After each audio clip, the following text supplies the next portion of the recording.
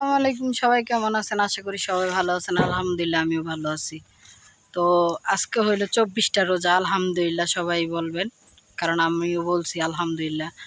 তো আজকে মানে যেই লোকগুলা দেখতেছেন, মানে আশেপাশের লোক, এগুলো হইলো আমার শ্বশুর বাড়ির লোক। এই যে এটা হইলো মানে ভাড়া করা ভাড়া করা কামলা, আর এটা হলো কামলার শিষ্য। এর উস্তাদ দিলাম আমি।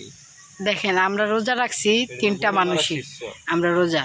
আর এই মানুষটা রোজা রাখে না 24টা ঘন্টা, মানে ওই মানুষ এটা চাবাইতেই থাকে, কোনো তার দাঁত বিষ করে না।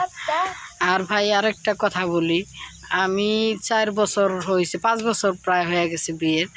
এই এতবার আসা যাওয়া করি, কিন্তু এরকম যাতায়াতে মানে এত কষ্ট হয় নাই। আজকে যে কি পরিমাণে কষ্ট, আমি সাংবাদিক, আমার লোকের কাছে শোনেন যে কি পরিমাণে কষ্ট হয়েছে।